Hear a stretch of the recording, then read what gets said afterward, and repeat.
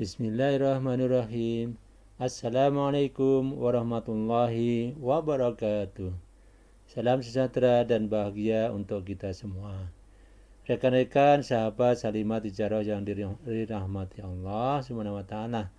Marilah kita lanjutkan pembelajaran kita. Kali ini kita akan membahas mengenai ilmu tentang produktivitas kerja. Teman-teman sekalian, dalam bekerja kita tentu saja mempunyai target-target yang di dalam organisasi sering dinamakan KPI ya, Key Performance Indicator. Nah, indikator kinerja kita, setiap orang dengan level manajemen yang tertentu mempunyai KPI yang berbeda-beda. Nah, salah satu ukurannya nanti akan diukur dengan namanya produktivitas kerja ya. Dalam modul ini nanti teman-teman bisa melajari ya, ini daftar isi dari modul yang kita pelajari tentang ilmu produktivitas kerja ini, yang di dalamnya nanti adalah meliputi juga ilmu kreativitas dan inovasi. Nanti dalam modul ini diakhiri dengan bagaimana teknik pemrograman pikiran untuk dapat selalu meningkatkan produktivitas kerja kita.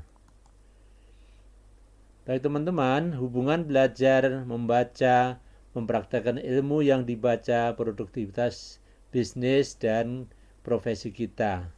Ya, selalu kita mulai dengan proses pembelajaran ya, yaitu learning process. Nah, kita mulai membaca ya, ilmu ada di dalam suatu buku, dalam modul dan sebagainya. Ilmu pengetahuan meningkat, teknologi dan informasi juga meningkat dengan kita melakukan proses pembelajaran. Nah, kemudian berikutnya adalah akan meningkatkan kecerdasan, kreativitas, inovasi, ya, baik itu produk ya maupun jasa yang kita hasilkan akan lebih berkualitas, menjadi lebih baik. Sehingga pelanggan kita akan lebih loyal kepada produk perusahaan, pelanggan selalu membeli ulang dan menjadi free marketer bagi perusahaan karena mereka merasa puas dengan produk dan layanan kita. Nah, dengan demikian maka penjualan akan semakin meningkat dengan biaya yang lebih hemat. Nah, kemudian hasil akhir daripada semua kegiatan ini adalah produktivitas meningkat, efisiensi menjadi meningkat, laba juga akan menjadi berlipat ya. Nah, ini peta jalan ya dalam mempraktekkan ilmu ini. Kita selalu mulai dari proses pembelajaran, kita akan mendapatkan peningkatan ilmu pengetahuan, kita akan menjadi orang yang lebih cerdas, kita akan menjadi orang yang lebih kreatif, inovatif, akhirnya kita akan menjadi orang yang produktif ya. Produksi, layanan, produk jasa kita menjadi juga berkualitas sehingga pelanggan semakin puas dengan produk kita, akhirnya loyal kepada produk dan perusahaan kita. Hasil akhir daripada itu semuanya adalah bahwa biaya semakin efisien, penjualan semakin meningkat, maka produktivitas kita juga akan meningkat ya. Nah, teman-teman sekalian, bagaimana kita mendapatkan legalitas ya, legalitas dalam proses pembelajaran ini yang dimulai dengan membaca.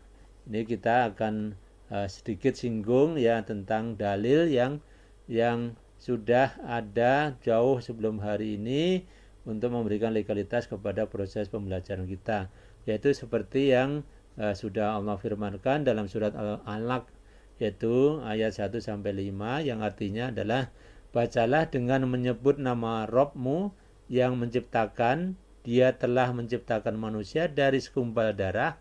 Bacalah dan Rabbmu lah yang maha pemurah, yang mengajar manusia dengan perantaraan kolam pena.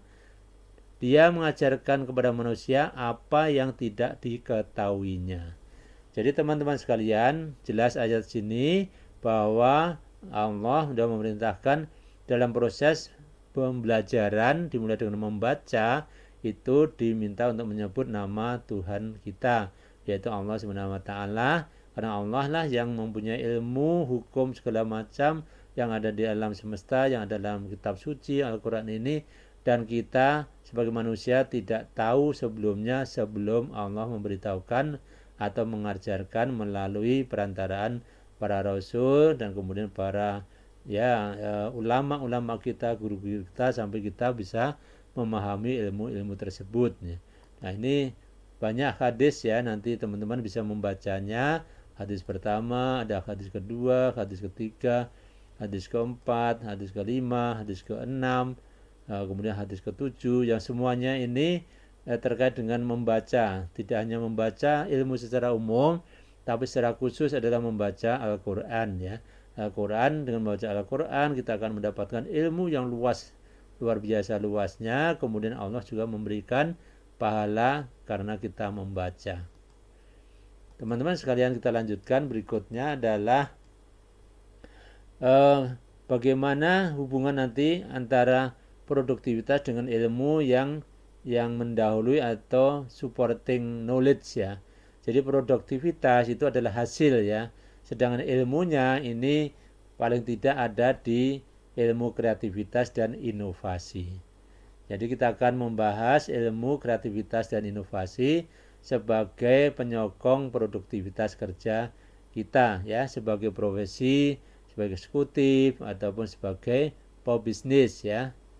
Nah, ilmu kreativitas atau inovasi ini bisa sebagai daya ungkit, leverage ya.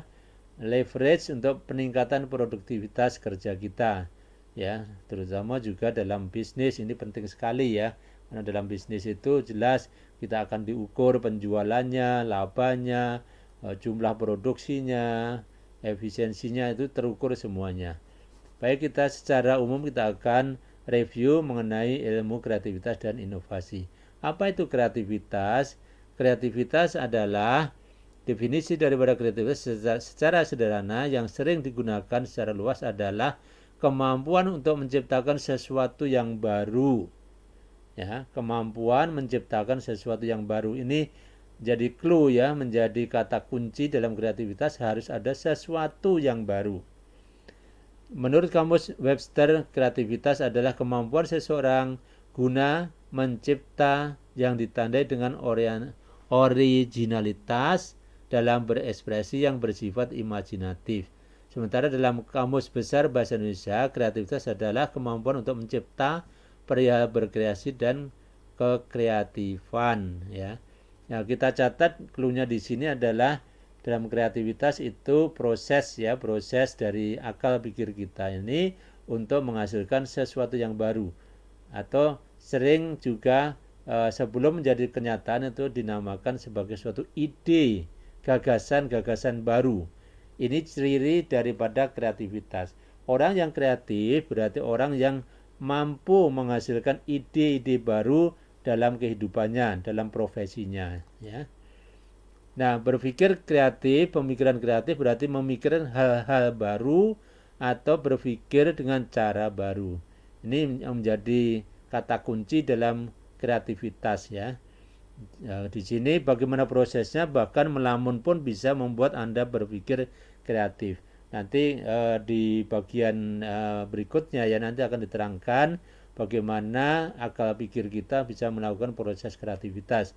Karena otak kiri kita, otak kanan kita mempunyai fungsi yang masing-masing, dan kreativitas adalah bagian dari tugasnya otak kanan kita, yaitu berpikir menghasilkan ide-ide baru ya. Contoh pemikiran kreatif misalnya mengatur tampilan toko agar memiliki daya tarik pelanggan yang lebih tinggi dibanding sebelumnya, merancang sebuah logo ya, kemudian mengidentifikasi untuk memotong biaya selama masa pandemi COVID-19, meningkatkan produktivitas staf dengan merancang insentif kinerja, memproduksi roti lebih enak sesuai selera konsumen, dan sebagainya. Nah, sebetulnya teman-teman, proses kreatif itu sebenarnya rumusnya mudah ya. Rumusnya hanya 2, 1 tambah 1 sama dengan 2, atau 3 dikurang 1 sama dengan 2. Artinya apa? Untuk menciptakan sesuatu yang baru itu tinggal kita akan menambah unsur-unsur sebelumnya atau mengurangi unsur-unsur sebelumnya ya. Contohnya sangat mudah ya. Misalnya akan membuat roti baru ya, rasa baru, ya udah roti yang lama, formula yang lama, bahan baku yang lama, tambah bahan baku yang baru yang dikehendaki. begitu diproses ya, itu akan menghasilkan roti yang baru. Semudah itu ya. Atau kalau semula bahannya ada 5, kemudian kita kurangi jadi 4, maka kemudian setelah kita olah lagi itu menjadi roti yang baru juga. Demikian juga di dalam industri mobil itu juga sama cara berpikirnya. Ya, dulu sudah punya mobil, ini mau kita bikin mobil yang edisi baru, tinggal tambahkan fitur-fitur yang sebelumnya tidak ada, tambahkan kemudian diproduksi. Itulah cara berpikir kreatif dan inovatif. Sangat mudah ya teman-teman, sehingga dengan cara rumus itu setiap orang bisa melakukan inovasi, setiap orang bisa meningkatkan produktivitasnya secara signifikan, dan saya sudah membuktikan rumus saya tadi itu, yaitu kalau teman-teman lihat di website saya ya, di www.salimatijaro.co.id, di sana sudah ada 200 judul lebih. Nah, saya produksi e-book dan e-modul ini dalam waktu 2 tahun ya, 2020, 2021, ya 2022 ini sudah berjalan, jadi hampir 3 tahun ya. Itu dari yang sebelumnya hanya 5 buku menjadi 200 yang tulisan saya sendiri atau yang saya susun sendiri, itu ada 180. Bayangkan dari 5 menjadi 180, itu lompatan produktivitas yang luar biasa. Itu karena rumus kreativitas yang sangat sederhana tadi itu. Nah, itu saya terapkan dalam menyusun e-book maupun e-modul. Nah, teman-teman, apa manfaat kreativitas? Ini banyak ya. Di antara menghemat biaya, meningkatkan penjualan, meningkatkan laba. Ini semuanya adalah unsur produktivitas nanti ya. Baik. Kemudian yang kedua adalah inovasi. Nah, inovasi ini secara umum adalah diartikan sebagai proses atau hasil pengembangan dan atau pemanfaatan atau mobilisasi ilmu pengetahuan, keterampilan termasuk keterampilan teknologis dan pengalaman guna menciptakan atau memperbaiki produk, proses yang dapat memperbaiki nilai yang lebih berarti. Artinya di sini ada perubahan yang tadi, ada sesuatu yang baru kemudian diwujudkan menjadi suatu karya nyata ya. Nah, kemudian secara teknis inovasi didefinisikan sebatas memperkenalkan sesuatu yang baru. Inovasi sesuatu yang baru atau lebih baik memiliki potensi yang dapat dipasarkan, termasuk pengembangan aplikasi baru untuk teknologi yang ada, penyempurnaan teknologi yang ada, atau pengembangan aplikasi baru untuk teknologi yang ada. Jadi intinya inovasi ini adalah mewujudkan ide-ide baru hasil kreativitas. Jadi tadi contohnya mobil, begitu ada perubahan fitur-fitur yang sudah disepakati kemudian menjadi suatu ide gagasan baru mobil yang lebih baru. Setelah diproduksi, itulah namanya inovasi ya.